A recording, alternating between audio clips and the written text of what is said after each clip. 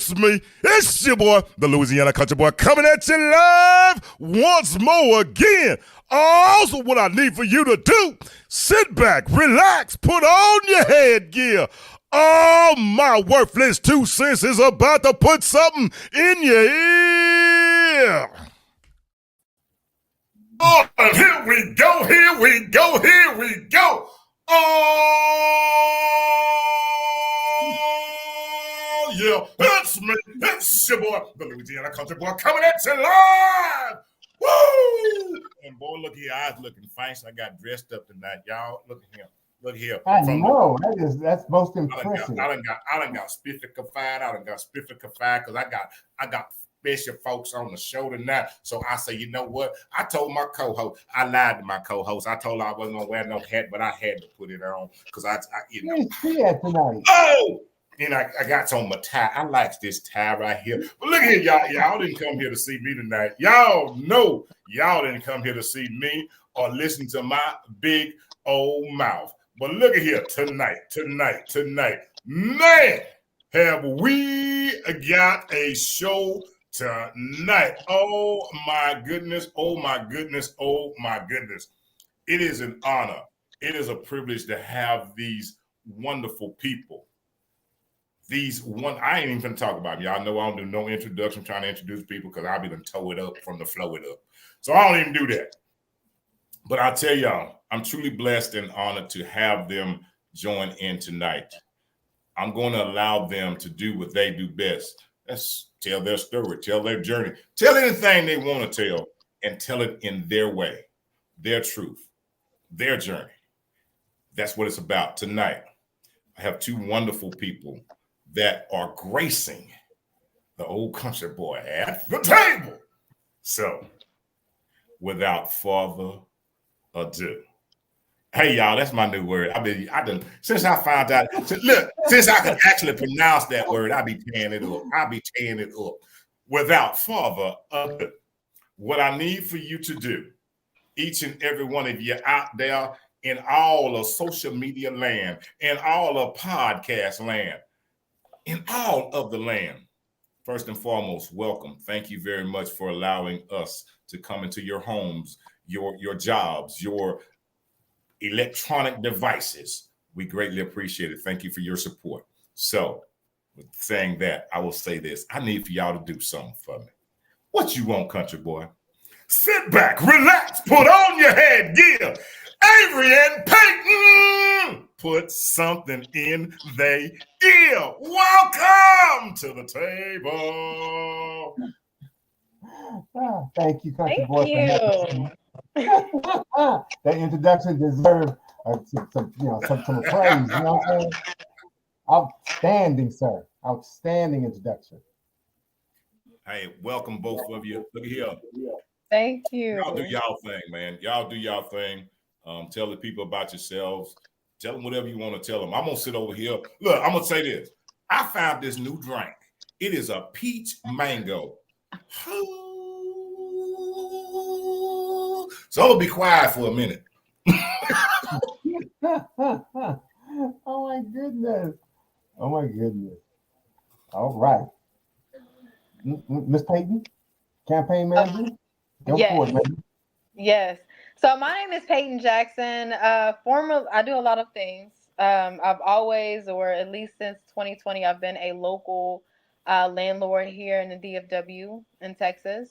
I work exclusively with affordable housing. I've done Airbnb. I've done regular long-term tenants. I've done travel nurses, especially during 2020. But now I work exclusively with the affordable housing program. I'm working on a huge project right now that I cannot speak about. It's definitely one of my policies when I was running for Congress. With that being said, I was formerly a congressional candidate for U.S. House District 33, which includes certain areas of the DFW. It's a very choppy map. But actively right now, I am the campaign manager for write-in candidate, Republican candidate, Avery Ayers, he is in the race for U.S. House District 38, which includes certain parts of Houston and contiguous areas. So, Avery, if you would like to take the reins here. Thank you, thank you, thank you. Good evening, Louisiana Country Boy. Good evening, Miss Payton. It's a pleasure to have all y'all here. And the audience, it's my pleasure again to be on the show. My name's Avery Ayers. I am a writing Republican candidate for U.S. District 38. Our district deserves a representative who stands for freedom, security, and opportunity. Okay? And I'm working hard. Miss Payton has me walking down the block. I've been putting up drawings. I've been trying to make everything work for the betterment of the district. I've been attending several candidate forums, which have been enlightening and eye-opening to certain aspects. But this journey is a blessed one. The people of U.S. Congressional District 38 deserves a leader that lives within the district and not an absentee congressman. And so that has been coming up. My neighbors are starting to ask me, where is Wesley Hunt? You know, and when I inform them of what's going on, you know, it's shaking up the district, because they're used to going into the polls, voting a Republican, a Democrat, Libertarian, Green, and then coming out the polls. Not this year. Not this year. They're going to have to take 2 minutes extra when they go into the polls, because now write-in Republican candidate Avery Ayers is on the ballot. Secretary of State's official list for hearing, and we have, I think, 36 write-in candidates on the ballot for the greater Houston area. And so I've asked the election department, Harris County Election Department, wouldn't it be easier just to add the names underneath write-in so people just click the button and keep it going? So I have not heard back from them, but people will still get a chance to vote for me. It's just that they're going to either have to write my name in the way it is, or they're going to have to type it in. But it will be on a sheet of paper right there in the booth. Okay, the little booth that's there, and they're going to see my name, U.S. Congressional District 38 write-in candidate. So that's going to give me some leverage.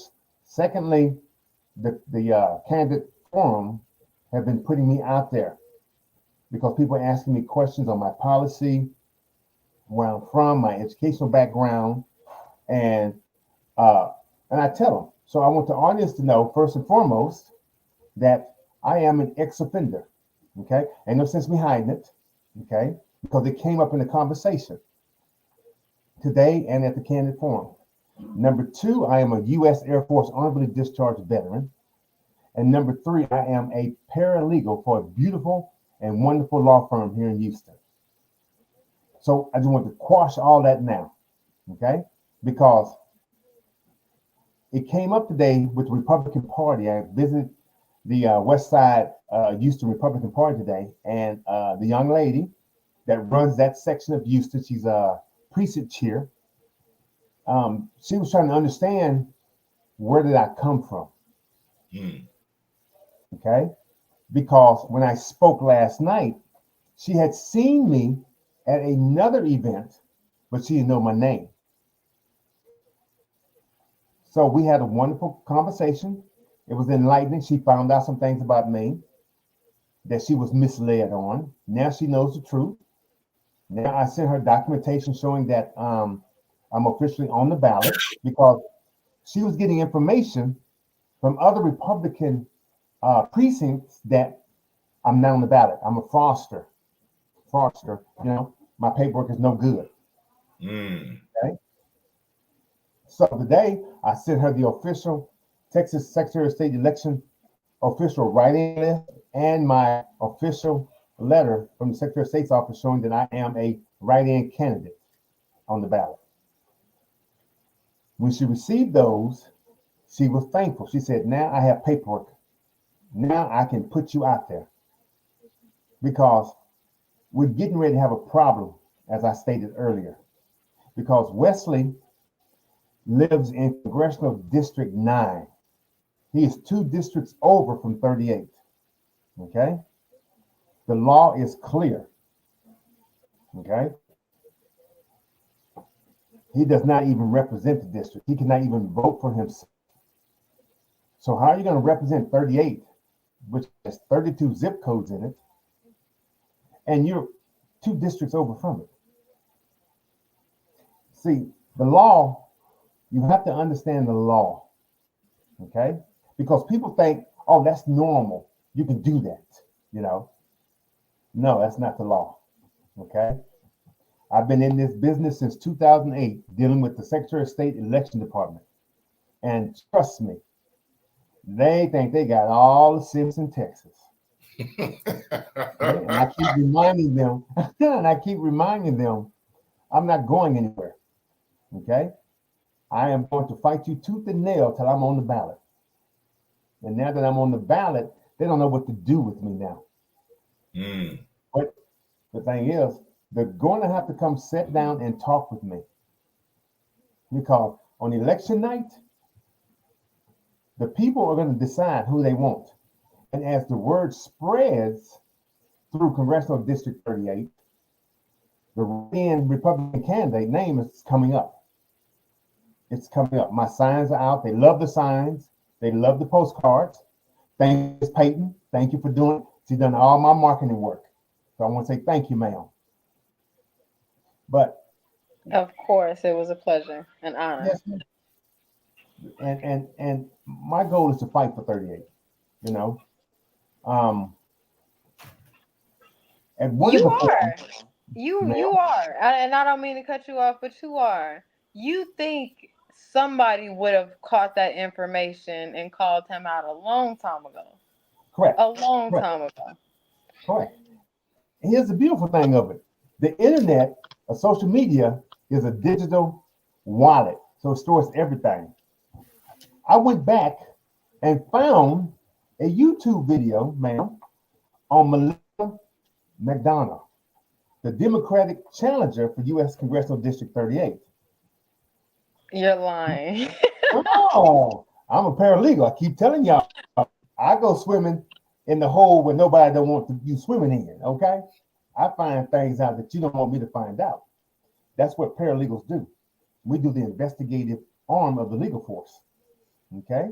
We find it, whether you like it or not, we find it. I found a YouTube video. It was Mothers Against Something about 6 or 7 months ago. That Mothers Against. She's a Democrat. Yes, she's a Democrat. Against Abbott. No. One against. If she had a podcast. It was a podcast with her on it. Okay.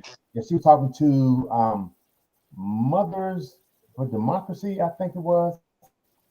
But it was the way she let it fly out of her mouth. And I won't quote her, but this is what she said. When she said she's the only viable candidate in District 38 that's running for this position. Then she tells the commentator or moderator, that Wesley does not live in the district. Okay? He can't be, I don't know if he can be on the ballot or not, but I think that's the law and it should be okay. Now that came from her. And I think I'm gonna find it so I can share it with the community. Because for you to say that out of your mouth, you think he can do that, even though you know he does not live in the district, the congressional district that he's supposed to represent under the law. Let's just be technical with under the law. Okay? So the constituents have to ask themselves a question. For her to say that, if she cannot comprehend the Texas SOS election law, why is she running? Why is she running? Somebody tell me, why is she running? You're supposed to be able to understand the law. See, public education, praise God, I'm glad when I went, I got an education. I thank my teachers every day Don't y'all think y'all teachers? Let's give them a hand. Amen. We learn. We learn. Okay. We went to school to learn. Okay. To read, write, and everything else. But for her, Miss Melissa McDonald, something's wrong. She has known this for 6 to 7 months that Hunt didn't live in the district. And yet, she didn't file the election complaint with the SOS Department of Elections. Now let that sink in. You've known about this and you kept your mouth shut, thinking it was normal. It's okay for Mr. Hunt to do that. Okay? Now, so that tells me she is not competent enough to know the requirements for the seat. So why should we trust her in this most valuable position over the constituents? Okay? And when I mentioned it to her on September 21st at Bethel One Church during the candidate forum, I went up and I introduced myself to her. And I've done my homework. So when I come to you, I've done the homework. So all you need to do is listen. When I approached her and introduced myself, I said, "Hey, ma'am, how you doing? Miss Melissa, my name's Avery Ayers. I'm the write-in Republican candidate for District 38. Her eyes got big. She was like, "Whoa, where you come from?" Then I told her, I said, "Well, ma'am, you know what? I live in the district just like you. Your precinct is 0726, mine is 074. When I told her that, she was like, "Yeah, that's my precinct." I mean, and she was startled. Her and her staffer was startled by it. Okay?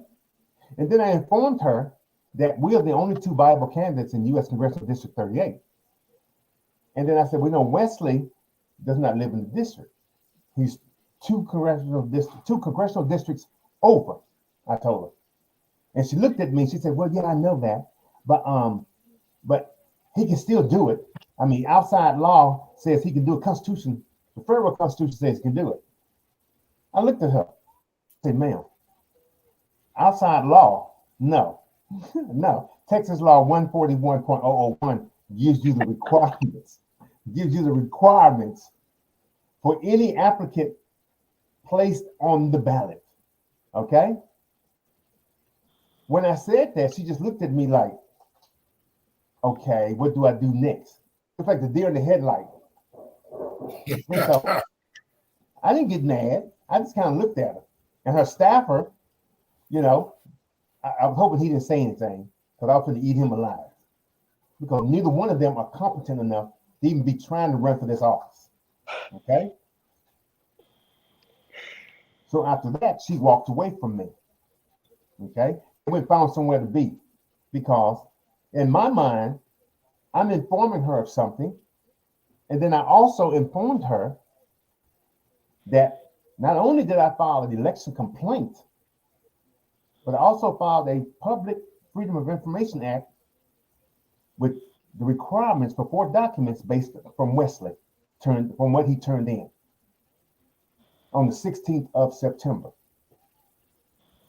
And she was just like puzzled. You've known about it, but you didn't act on it. Okay? And the constituents, I want the constituents of District 38, the family, aka the family is what I call it. Why didn't she inform the public until after I mentioned it to her on September 21st? Think about it. Miss Melissa had a golden egg, Louisiana country boy, and she didn't use it. She didn't mention it to nobody but her little inner circle of staff. Okay? She didn't go to an election lawyer. See the law. I'm bringing the law back into this. Okay? If she really wanted to know the truth and how the law operates, she would have went and asked some questions to the election law. She could have called the Secretary of State's office, talked to the election department. She could have Googled it. She could have Googled it because now I'm bringing it out. The public, my constituents in District 38 are asking me. I didn't know Wesley went in the district. And that was this morning on my way to the VA hospital. They stopped me in my neighborhood this morning at 7:15. Wow. Because now they don't know what to do. But what I informed the constituent was, don't panic. It's going to work its way out. I'm going to keep you in the loop. I'm going to keep you in the loop, I told him. You know, because he's like, who do I vote for? You know, if he doesn't live in the district, who do I vote for? I said, you vote for me. I said, but let me educate you. Let me get the truth. And then let me be transparent with you, I told him. Because he wants a sign in his yard. But he wants to know what's going on. And rightly so, he has a right to know the truth. So now it's going out. It's going out. But for her to know about this for 6 or 7 or 8, however long months, and to not do anything about it is just. And I've ran for office. I know that was at least one of the requirements. You have to live inside of the district that you're running for. So for her not to know that bottom of the barrel information, that preliminary information, is just, that's the thing. Mind-boggling. Well, let me tell you what she did. Louisiana Country Boy, let me tell you what she did. After Saturday's meeting, you know, when I mentioned on the stage that I was an ex-offender, to everybody's sheer shock, when we left, she hurried up and left. So last night I went to another candidate forum, which is over here in 77040, which is our district. Okay, Rolling Fork. She was there, but her staffer was there. And he was putting out flyers. Okay, I'm gonna put it up. Tell me why. I'm gonna put the front up. Okay, tell me what's wrong with this flyer. Somebody take a good look at the flyer. Let me bring it in closer. Anybody, tell me what's wrong with it. Reading is fundamental. Reading is fundamental. Okay? Do you see it, Louisiana Country Boy? I don't see it. Country Boy can't see nothing. You know, I had to get mine close. Are you talking about the Texas thing? Yeah, look at Texas. You don't put no apostrophe. One too many S's on the Texas thing. Come on now. Hey, you know what? And I'm old country boy gonna jump in old country style. Lousy. And here, you know, I got to put my 2 bits in. Wesley, I'm gonna tell you like most of us say. You know what most of us say? And it's what I say. It might not be most of. You know, we don't. I really don't give 2 hairs about what's her name, Melissa, or what's the other fella? Wesley, sir. Wesley Hoods. Wesley or Melissa. And here's what I'm on. Here's why. You know why? Because this is an opportunity for Avery to tell us about Avery. Because guess what? Those that believe whatever they want to believe and are following, they're only following because they don't know any better. And it's okay to point out things, and it's just me. You know, we just sitting here at the table. This is how I talk at the table. This is how I talk to anybody. It's okay for us to point out something about somebody else or what they're doing, but let me tell you why I can do it better. Let me tell you what I have to offer. See, in all the things here's what I heard about the 2 people you just said something about. I don't even know them. I don't know them from Adam or Eve or Steve or Jerome. I don't know them from anybody. I don't know them. I mean, I don't know them from earth, wind, or fire.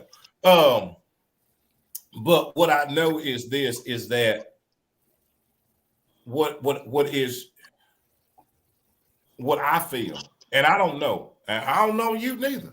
But what I feel is that your stance is being not just political or not just a politician, but being a righteous person and doing things correct, decent, and in order. I'm just saying is the name of the game, and here's the problem with me and a lot of folks when they look at political races, when they look at politics, and when they look at these things and people in offices, you know what we don't see? We see people, but you know what we don't see? What don't we see? Integrity. You're so right. We don't care much about anything else. Again, and I tell anybody, and I told Payton before, and I think I've even expressed to you, you know, I've got one feeling about politicians. I think they all crooked until they show me something different. True. Well, I think they're all crooked. That's just me, and it ain't for nobody else. That's just me. I think that you're crooked until you show me something different. When you show me like, hey, you know what? And I said this earlier, it's not about whether you're a Democrat. It's not about whether you're a Republican. It's not about whether you're a independent or a green or a blue or orange or whatever other kind of things that you may want to name. What kind of person are you? Because guess what? Not one single party makes a law. Not one single party casts a vote. Not one single party can move things. But what moves things is the person that's casting the vote. What kind of person are you? You can tell me your party stands for this, but let me tell you something. See, now I'm heated. See, I didn't mean to get heated. I'm sorry. What I feel is this, and this is my heart. You can run as a Democrat, a Republican, a green, a blue, or purple. But if you don't stand with what they're saying when the vote comes down and you say, no, that ain't for my people. Because the people that put me here, even though this may look right for my party, this don't look right for my people. Correct. That's integrity. That's what everything is missing, is that kind of integrity. That guess what? You know what? I got to go against the grain, baby. You can hold me. You can say what you want to say about me. You can put all the kind of stuff out there about me. I'm this, that, and the other. But what the people that place me in this job will know is that I'm standing for them. I ain't got time to talk about what nobody else is doing. But let me tell you what I'm gonna do for my people. Because in the end, for me and for so many people out there, that's why so many people are disillusioned right now. That's why they're so disheartened by everything, because what they don't have is anybody standing for them. That's why they feel like this don't even matter. All right, I'm sorry. Yeah, let me get back on my main. Correct. You are correct. I was going to get that. I was tuned in. Thank you. You know, the thing is, I don't get along to go along, okay? I put the constituents first, okay? It's just that I'm pointing out certain information, so because I want the constituents to understand what they're dealing with when they're dealing with a Democrat or they're dealing with Wesley Hunt, okay? They don't have any integrity. They don't know the law. And then for her to hurry up and print up this concerning Wesley, okay? She didn't say anything for 6 to 7 months, okay? I am a person that handles business, okay? I know what the qualifications are. I'm not going to daggle and haggle and go around the block and say, oh, it's okay. No, I'm not, okay? Like solving the quadratic equation. Okay, I love math. Okay, step A, step B, step C, step D, step E. F is the final solution. Okay, when you don't keep the public informed on what's going on within the district and with the players trying to represent that district, then you have confusion. Yes. Okay, that's why when I spoke with my neighbor this morning, I had to allay his confusion, okay? Letting him know I'm going to get to the bottom of it. I'm going to get you an answer, Okay, because he wants an answer. You know? Well, I mean, Avery, to be fair, what what could she possibly relay if she didn't know it was against the law herself? I don't know how she didn't know, seeing as though, I mean, that's one of the major qualifications when running for office. Correct. Um, but I mean, the gist is that she's incompetent. So She is incompetent because exactly, she don't know the law. And if you're she going to be a doesn't. representative, if you're going to be a U.S. representative or U.S. senator, even at the state level or the county, you have to know some of the law. Okay? Because the qualifications for a U.S. representative in America, you must be over 25, a U.S. citizen for 7 years, and a resident of the state that you're coming from. Okay? Now, those are the qualifications from the U.S. Constitution, Article 1, Section 2. Okay? But in Texas, under the Texas SOS election laws, Section 141.001. No, let me say it like this: is Section 141.001. The eligibility requirements for public office. Public office. Okay? Under Section 5, have resided continuously in the state for 12 months and in the territory from which the office is elected for 6 months immediately preceding the following date. You know what the following date is? It's the date you turn in that application for a placement on that ballot. Okay? Wesley turned his in on November the 13th, 2023. So he's supposed to know what the law is. Okay? When he gave that paperwork to the GOP in Harris County, somebody should have looked at it. When that paperwork got to Austin, somebody should have looked at it. Okay? Because let me give you the rundown. When I turned my paperwork, you bet your bottom dollar they scrutinize that paperwork because it goes through 3 reviews. Am I right, Ms. Jackson? For content, form, and procedure. Okay? You're That's the law. absolutely right. But Okay? we know that they nitpick on whose paperwork they go through and whose paperwork they don't. We know that. Me and you both know that, and a couple of other people. And it is no secret that the Secretary of State needs to be investigated. But Correct. knowing that we know that Hunt is compromised, knowing that we know that Melissa is incompetent, Incompetent. what makes you eligible? What makes you qualified outside of the fact that you live in a district? Why should people vote for you? Well, number Why one, should people write you in? that's a good answer. That's a good question. Number one, I live in the district. Number two, I'm coming with a whole new, fresh and new perspective. Okay. Number three, my story is I'm a paralegal. I know the law. Okay. Number four, I'm gonna govern the district with the law. And number five, I'm gonna make sure that they know I'm paying attention to everything going on in my district. I'm gonna show up when you least expect me to show up.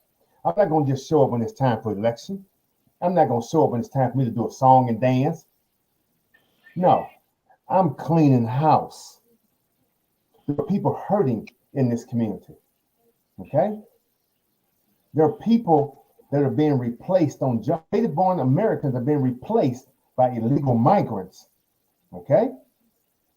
When you replace native born workers with illegal migrants, that's a problem because taxes aren't getting paid. Men and women, working men and women aren't being able to support their family because, oh, we don't need you no more. Here's your pink slip.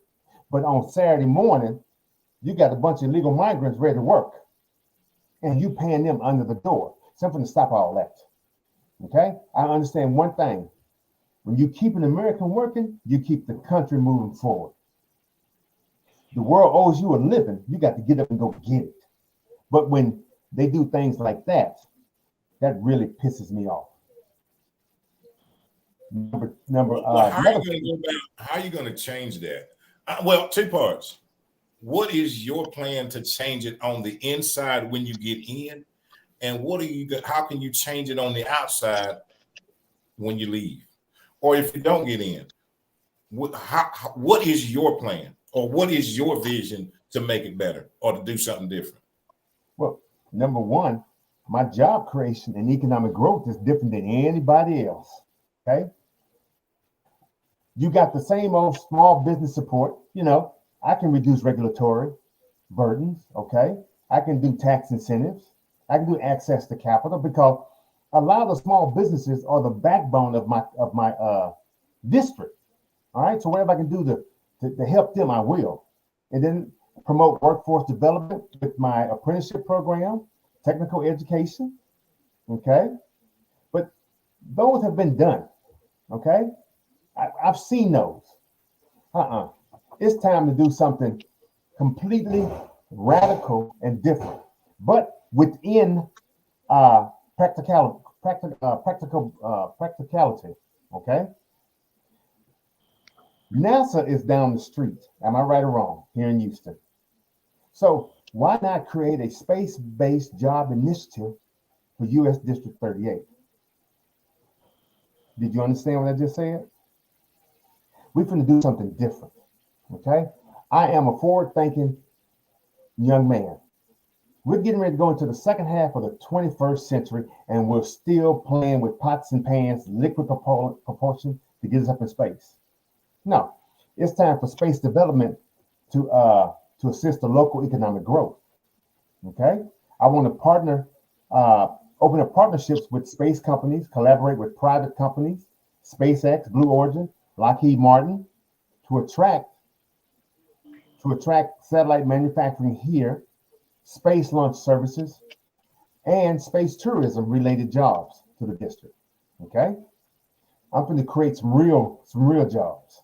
Okay. Because when you have investment companies investing in space at the tune of $38 billion, somebody's not paying attention. Right. I'm paying attention. Okay. Promote space infrastructure development. Okay. Emphasize how investing in space-based infrastructure can create thousands plus thousands upon jobs. All these ex-offenders, you can retrain them. Okay. All these unemployed individuals, we need to retrain them, because eventually we're going to start working in space. We're going to start putting things on the moon, habitats. We're going to start putting things on Mars. We get ready to get off this planet. Okay. Whether it's through public or private. Public is government. Private is Blue Origin, SpaceX, Lockheed Martin. Okay. So I want to create some incentives for the aerospace investments, bring everybody into it. And then get with NASA and public-private collaboration. Okay. I'm going to advocate for more NASA missions, research and development contracts, technological incubators in the district. Basically, I want to take TSU, U of H, okay, Prairie View, and turn them into space tech hubs. Okay, let's start creating some space tools. What kind of tools do we need in space? What kind of environmental habitat do we need? A new spacesuit design. Okay, let's come up with a new creative engine that don't work on liquid propulsion. Okay, let's start thinking about the future. We need workers. We need people to be trained. And then I want to leverage space tourism and research. Okay, I want to support space tourism because it's emerging and we need support.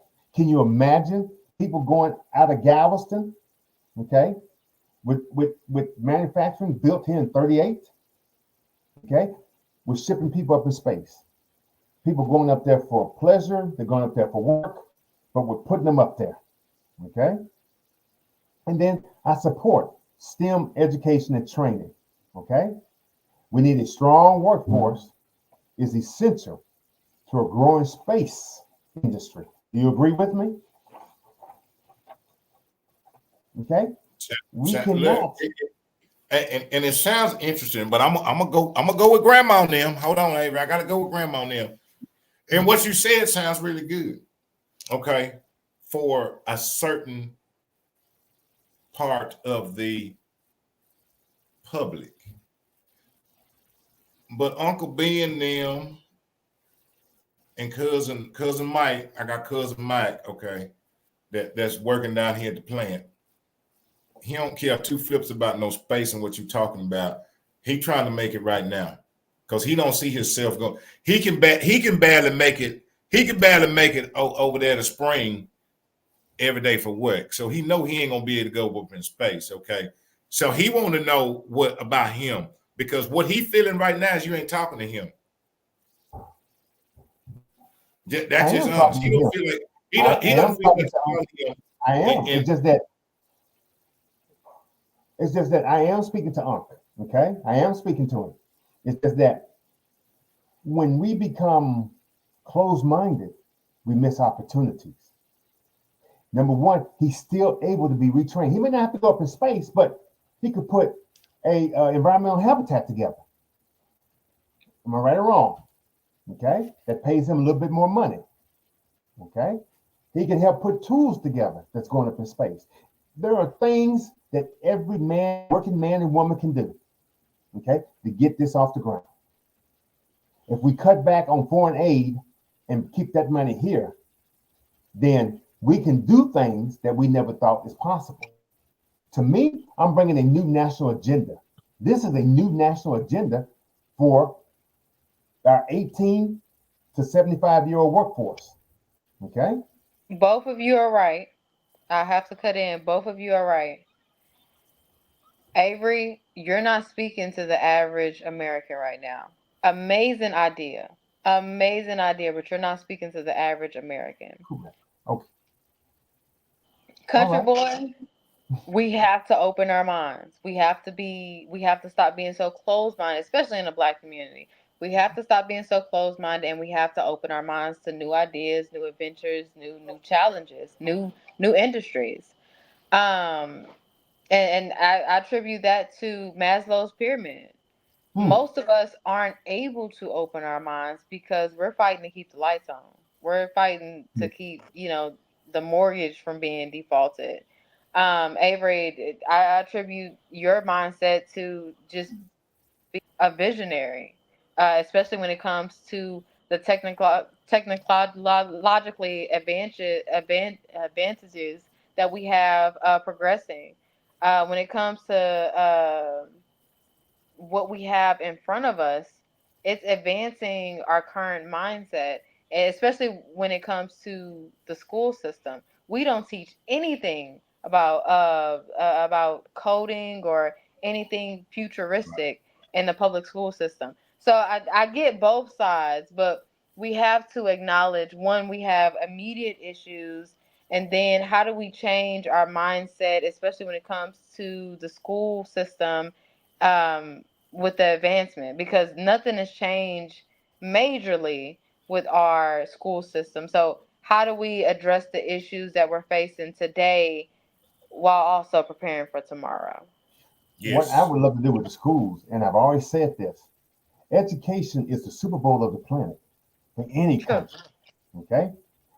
I would like to have two teachers in a classroom, a primary and a secondary, and pay them what they're worth. Absolutely. If they have a teacher certificate, if they have an undergrad or a master, and they're in there teaching these kids, remember, these are our children that they're teaching. Yes. So we need to reinvent our educational system, okay? In other words, first graders need to come in thinking like second graders. Second graders need to come in thinking like third graders, and third graders need to come in thinking like fourth graders. Our teachers need to understand this with training, okay? Hey, we're pushing these kids, okay? It's just like us, we went to school. You had teachers that loved us, that encouraged us, that pushed us to be the best we can be. And look how we've turned out. Same thing, okay? It's no different when we encourage kids to think a little harder. When we sit there after school with them and work with them, then you got to bring the parents in. You got to bring the parents in, because if you're gonna push these kids to start thinking, then the parents need to understand, hey, we need your help with your children's education. Okay? If they're doing college, if they're doing algebra or even formulas, okay, in the 5th grade, that's a plus. Okay? Yes. If they're reading on the 8th grade level in the 5th grade, that means we're doing our job. We're doing our job. See, in order for my vision to work, I get everybody on the same page. And it starts with the educational system. Okay?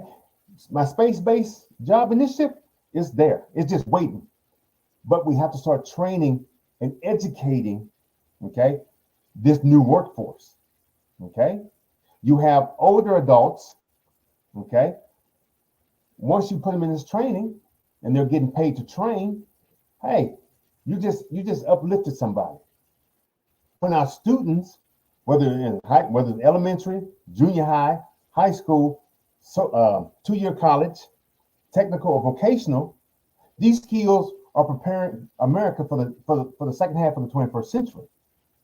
And we have to let them know, hey, the old way of doing job creation is really not working. You know, we're throwing good money at bad problems. Yes. No, if you don't help people change, they never will. And Avery, I'm gonna tell you this. You just spoke to the people.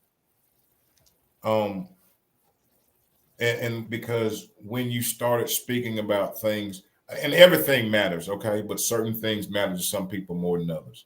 All of it matters to me. But a lot of people started to hear you because you were touching something that they deal with every day. When you talk about the education and you talk about our kids, now you're talking about, hey, my future.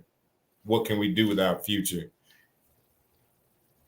At that point, we were really having a true table talk. Because now Avery's reaching me now. And that's that thing that I guess I want you to reach those people so they understand how much you care about them and why you care. Why you care about them is, again, I tell you, it doesn't matter what we do out here in this world. It doesn't matter what we do, but we can't do anything for anyone unless they believe that we really truly care and feel them. And as you were talking right then, I felt you. I felt the true passion in it because it right there, it connected. And that's the most important thing because that's what you will take to your next position. That's what you will take into Congress with you, that connection with those people that you connected with right then. That's the thing. Man, go ahead. I'm sorry. I just want to tell you that. Because I care. I do. I really do care. Okay. I want American children to be the top of the class on this planet. Okay. We have to start showing them that they're more than their sum. Their education is important to you. Because I don't know if y'all been watching it, but lately school districts are catching on that they're going to start removing these cell phones out of the classroom. Okay? Because somebody woke up and realized we've been wasting almost 20 years with cell phones in the classroom. What are we turning out? What are we turning out? Okay? We got kids that can't read on a normal level. Okay? And the measuring stick I use is when I see America compared to every other country. We educated the world when I was in school. Okay? Everybody came to America to learn. Yes. Am I right? Am I wrong or right? Somebody tell me. No, it's true. They all came here. Okay? So now they don't need to come here no more because we done trained half the world. So now it goes back to my vision. If we can reinvent or restructure our educational system so that when children walk in there, hey, you're here to learn.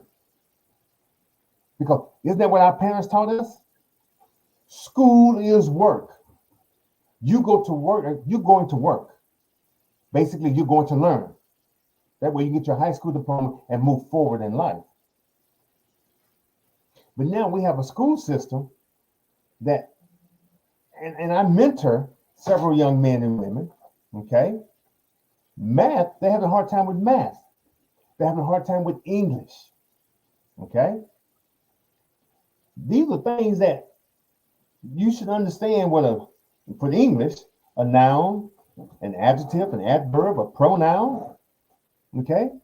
Sentence construction, okay? Math builds upon itself. And if we're going to move deeper into the 21st century, you have to pull education along with us. You have to pull education along with us. We have to start teaching. That means if we got to open that class, that school on Saturdays, hey, you know, I play sports. My mother was like, hey, as long as them grades stay where I need them to be. Right. Okay. See, we have to, I value my parents. I love the parents. But not all children are going to go into basketball. Not all children are going to baseball. Not all children are going to go into soccer, tennis. Okay. I want one of these kids to be on the moon in 25 years. Okay. Right. I want one of these kids to be working on the new engine that I'm envisioning. Okay. For propulsion. I want one of these kids to be on the moon, putting together a living environment of horticulture on the moon, Mars, space.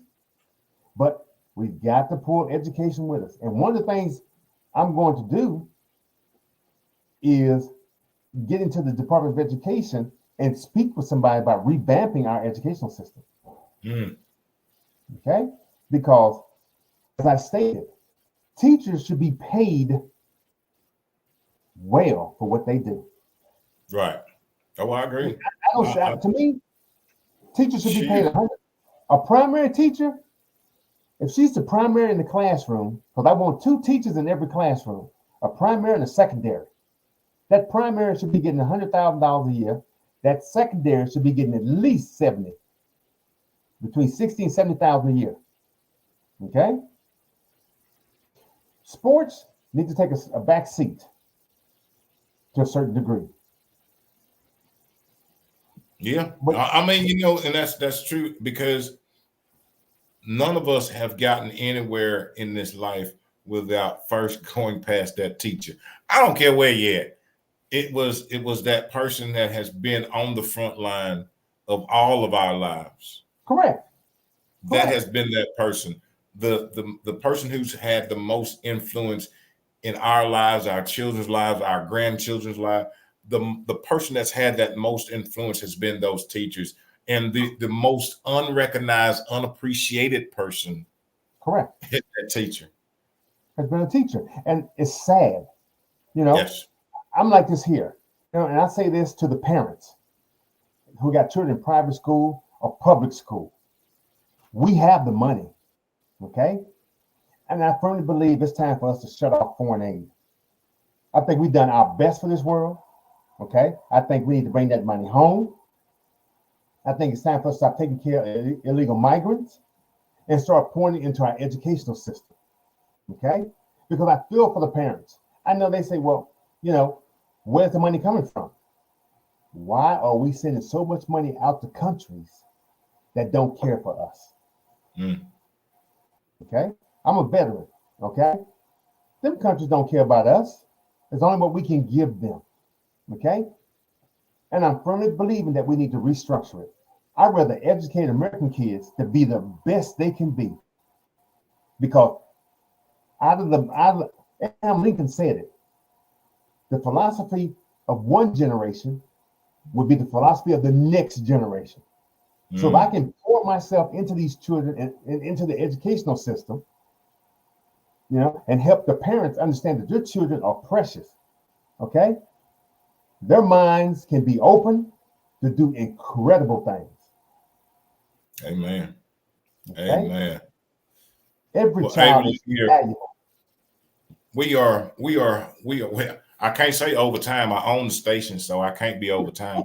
I own the whole station. We stay on long we want to. Yes, I sir. do want to I do want to ask you something. Like I hear your passion and I hear your vision. Can I ask, like, where did this come from? Where did this desire to go and run for office, this desire to go and say, you know what, I want to go and do this paralegal. I want to go and be a mentor. I want to go. Where did it come from for you?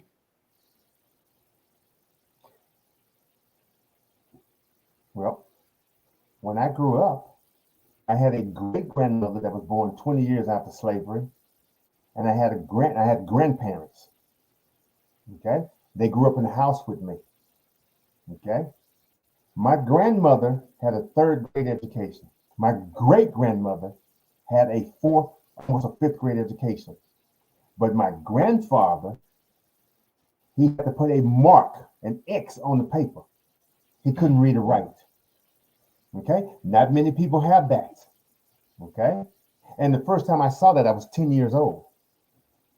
Wow. And I told my mom, I said, why is grandpa putting an X on the paper?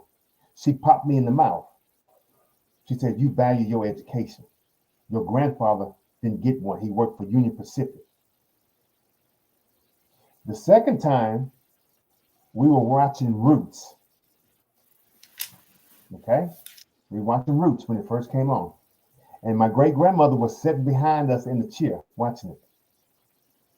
And when they sprung up Kunta Kinte and whipped him, she said, y'all better get y'all damn education because they did worse to us. Okay?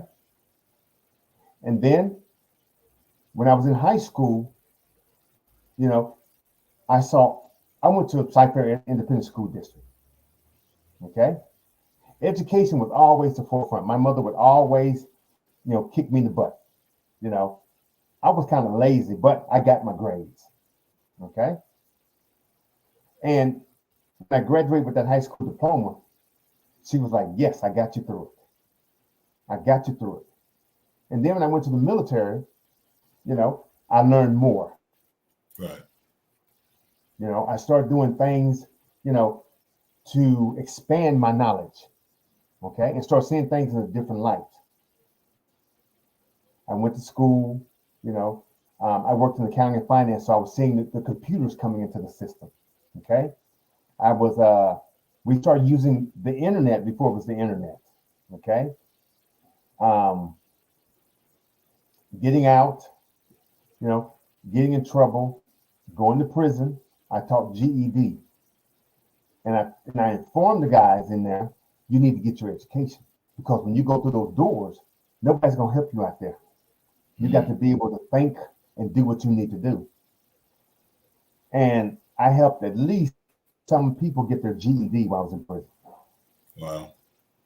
And then when I came home, I went back, okay? Because I knew I had an X on my back. I need to prove or reinvent myself. And during that process, I became a voter's deputy registrar. I started registering people to vote.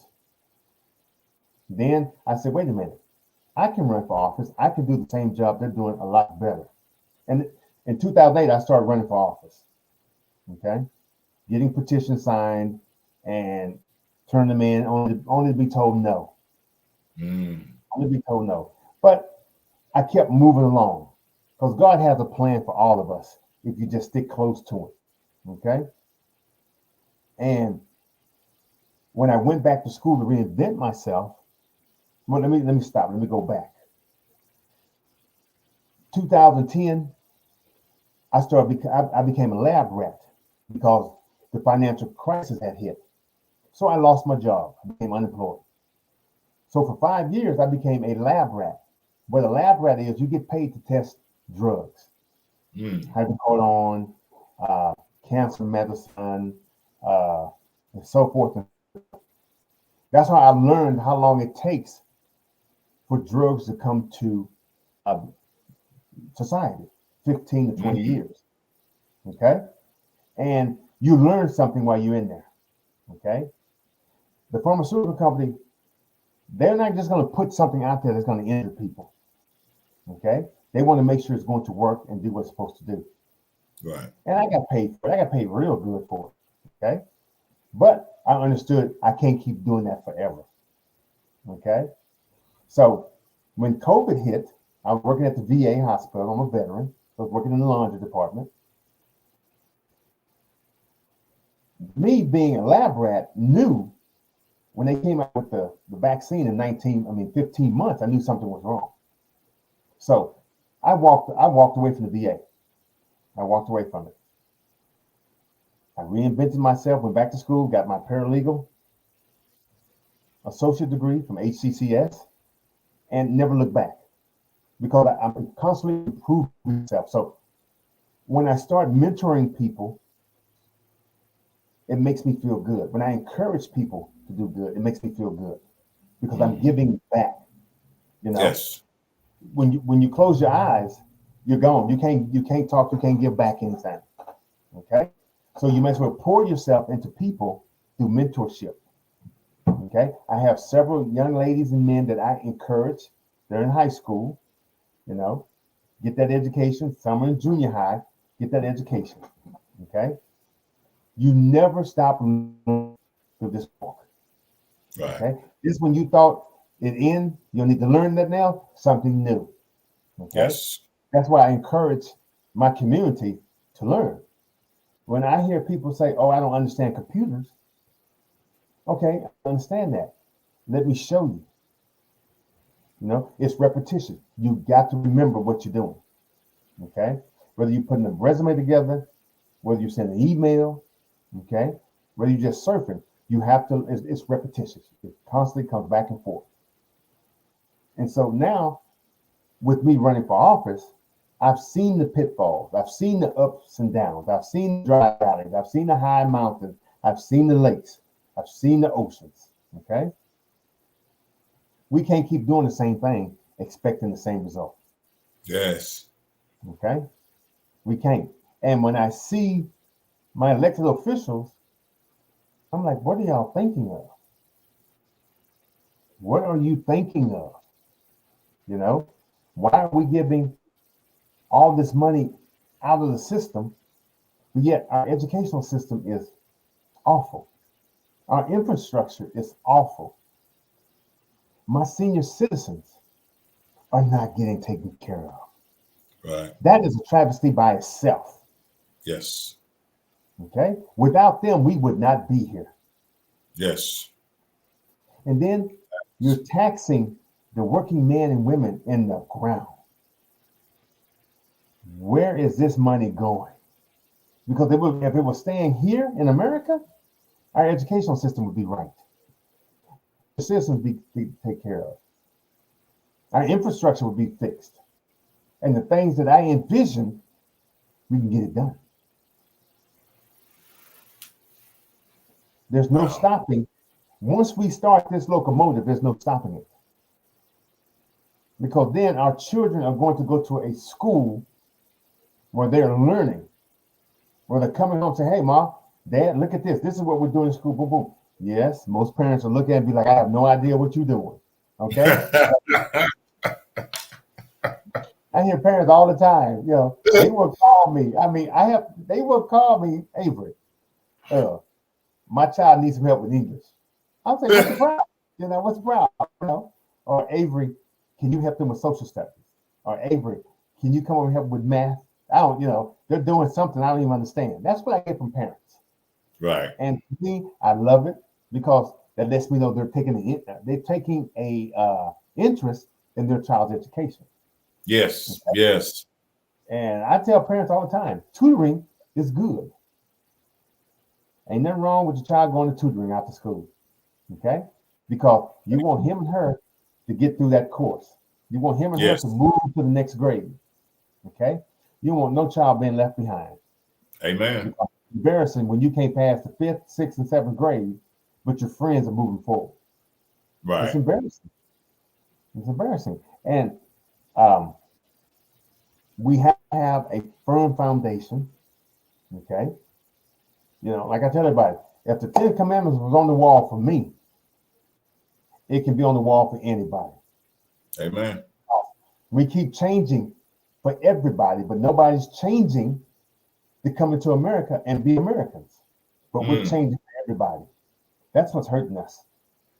I ain't changing for nobody. I don't get along, go along, because I understand what America was about growing up. Okay? Not everything came into the public square. Things stayed in your house.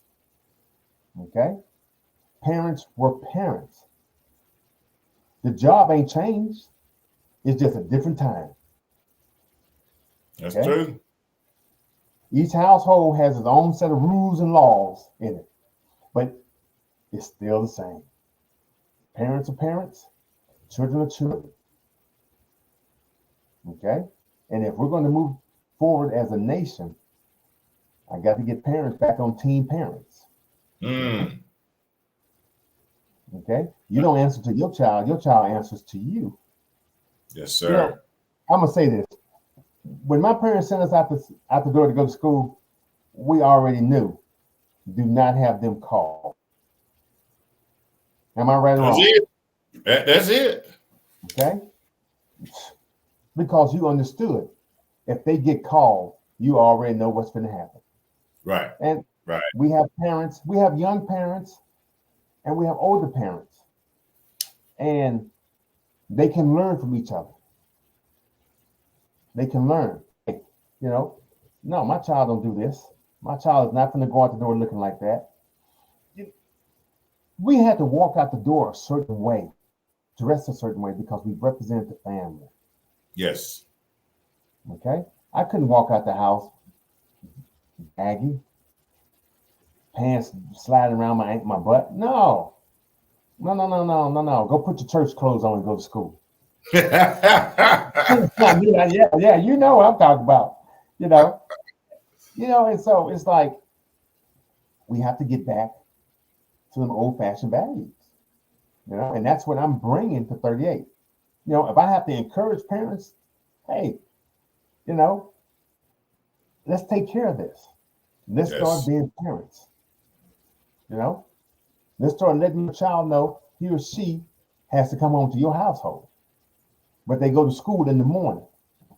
Okay, let the school system know, hey, you're here to educate them the correct way. Okay, not here to tell them your life story. They don't want to hear that. They want to hear reading, math, okay, and getting it done. Right. And so I am a passionate person. I want people to do better than they did yesterday. I even instruct myself to do better today than I did yesterday. My pet peeve is I don't like to be late. I don't like to be late. I don't like to be late. I don't. If I'm going to church, I'm taking my Bible with me and get there on time. Okay? If I'm going to work, I got to be there. How I'm supposed to be, okay?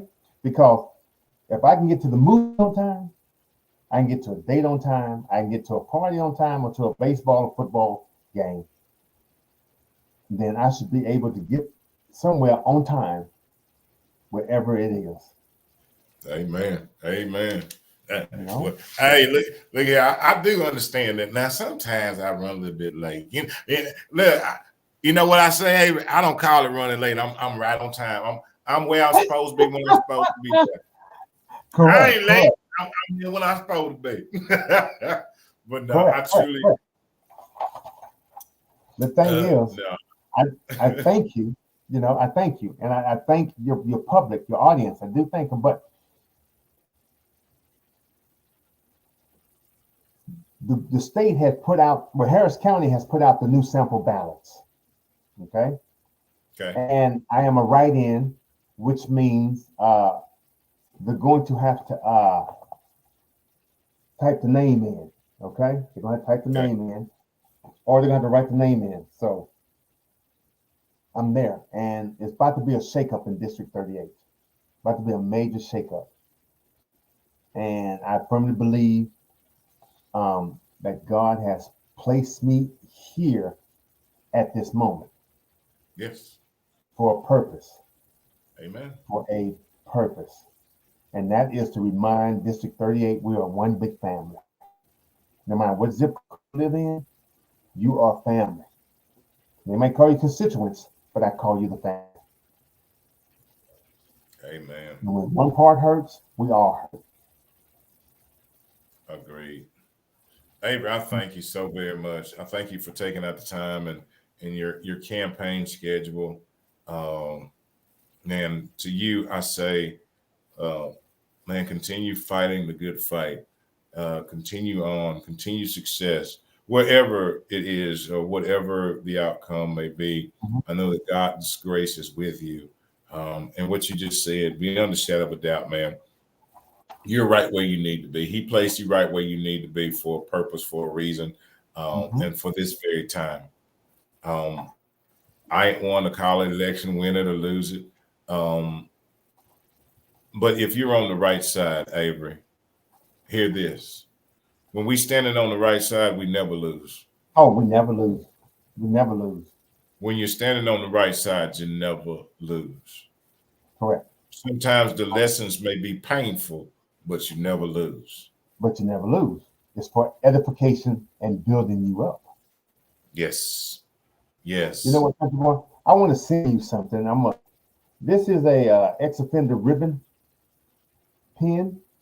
Hmm. Uh, I had them commissioned, so I'm gonna make sure I have one.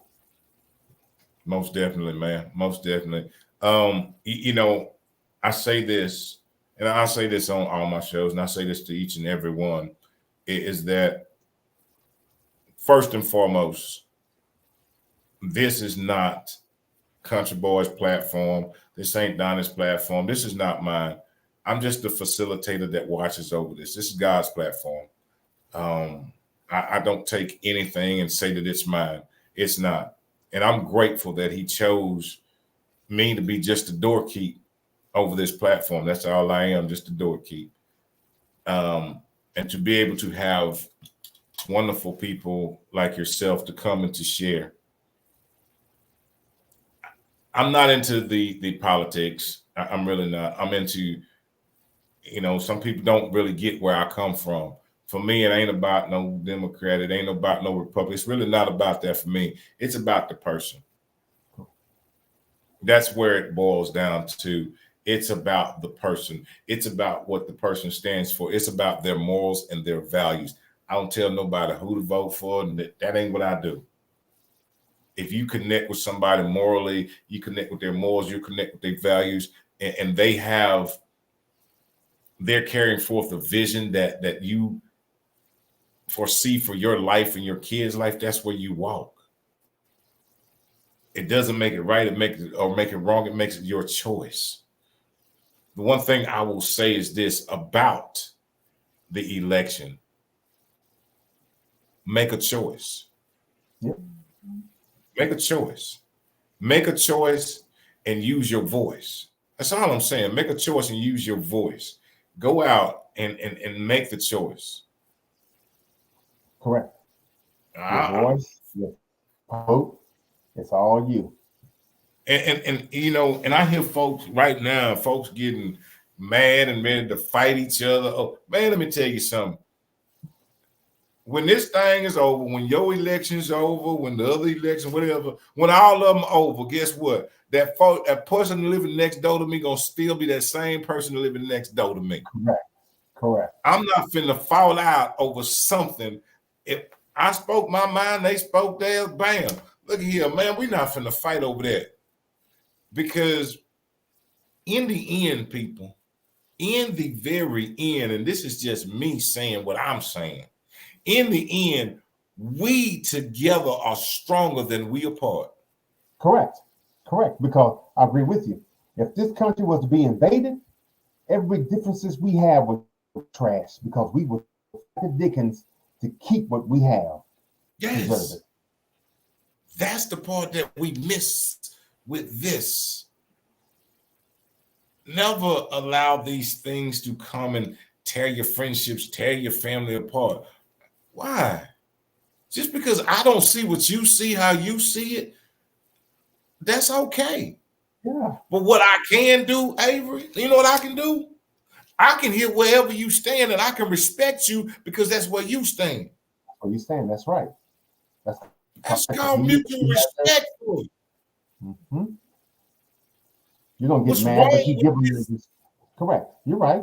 You're so What's right. wrong with this country today is people don't know the very slim thing called mutual respect. That's all it is. Mm-hmm. Mutual respect. I respect your views. I respect your opinion. That don't mean I have to agree with them. I respect it because it's yours. Correct. Correct. When we can grow and understand that, when we can grow and understand that even if you see something different and you shared with me, you just gave me a bit of information that I didn't have before. You can learn from each other. There it is. That's what we're missing, is taking the opportunity instead of fighting each other, is learn from each other. And keep it moving. And keep it moving. And keep it moving. Well, sir, I thank you. You are always welcome back at any time.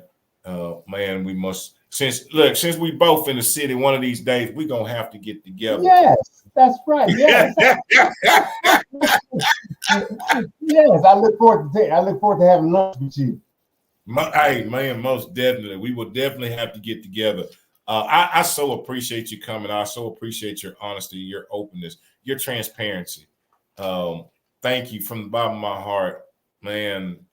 Thank you so very much to each and every one who has hung in. And old country boy, we stayed longer than that. Look, see, we stay here a little bit over, but that's all right because we on the show. I'm so grateful for each and every one of y'all for allowing us in. Thank you so very much. As I close with these words, and Avery is man, he is a perfect example of this. God has given you a vision, and he's giving you a purpose, because he's given all of us a vision and a purpose. Everybody is not going to agree with you. Everybody is not going to support you. Some people will talk about you. Some people will talk down on you. Some people will lie on you. Some people will people will rip you to shreds. But let me tell you something. Keep on walking in your purpose on purpose. Keep on following your vision. See, when he gave you the vision, it wasn't a conference call. And understand the importance of vision and purpose. Understand the importance of vision and purpose. When you walk in your vision and you walk in your purpose, understand this. This is so unique. It took me the longest time to get it. That somebody else is waiting for you to fulfill your purpose so they can fulfill theirs.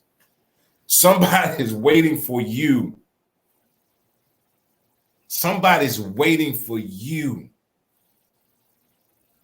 to fulfill your vision that he's giving you so they can fulfill theirs. Does that not make you go, Do you not understand that by you saying, oh, I'm not going to do that, or oh, right now, when you give up on your purpose and you give up on the vision, don't you know that you just hindered somebody else? You fulfilling yours enables somebody else to fulfill theirs. What a God we have. Amen. Amen. We're all connected. Yes. All connected. When he created and he gives us abundance, there's somebody else out there that has lack. So your abundance pours into their lack, and then their lack becomes abundance, and then their abundance. Oh, wow. Look how that works. It's a continuous cycle of goodness. That's what we're supposed to do. That's what we're supposed to do. That's how we're supposed to do it. And lastly, but not least, as I close this thing out, when you woke up this morning and you opened your eyes and you cleaned out your ears and you tried to hear, but the wonderful words just did not come clear. And if you was out there today and you was listening and you was trying to hear, you say, where are the words from the country boy? Because I can't hear. Well, here it is. 9:38 Houston time. On behalf of myself, Payton, and Avery, I say these words that we love you. We love you, and we love you unconditionally. And there ain't nothing, absolutely positively nothing that you can do about it. Mr. Avery, thank you. Thank you so very much, man. I have so enjoyed this conversation. I've so enjoyed this table talk. It has been enlightening. And I look forward to us getting together. I look forward to teaming up with you. I look forward to coming out and doing whatever you need me to do, man, to help push walk the block.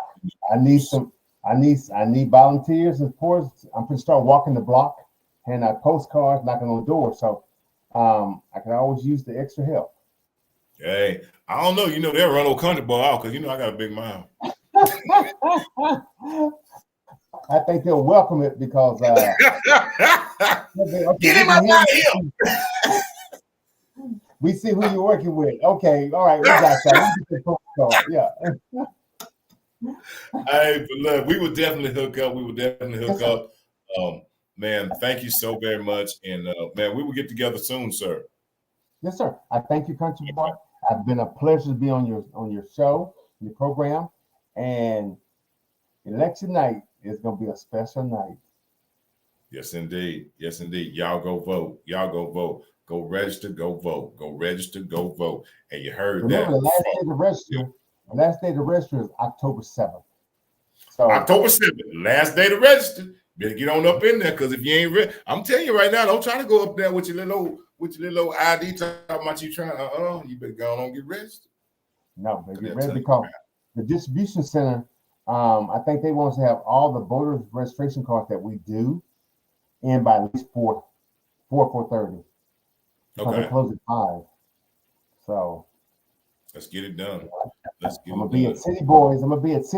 On Friday from 11 to 2. They're on for Little York and Empire Central Drive Barbershop. So I'm gonna be doing a registration drive outside the shop.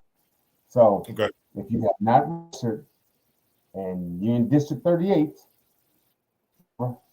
this is where I'm going to be. This is going to be my last voter registration drive because I have other things I'm doing. I've made myself accessible to do voter registration drives, and you're going to do something before you have to say, hey, you last minute people, you're going to get stuck out. That's it. Stuck out. And go vote early. If you got your voter registration card, the polls are open from 7 a.m. to 7 p.m. October 21st through November 1st. You can vote anywhere in Houston. But on November the 5th, you have to vote in your assigned precinct. That's on your voter registration card. Okay? So all you procrastinators, go vote early. Go vote. That's it. Go vote early. That way you get it out the way, you've done your civic duty, you can move on. There it is. Thank you, Country Boy. Hey, thank you, Avery. Have a good one, sir. We out of here. Good night, y'all. Good night, sir. Good night.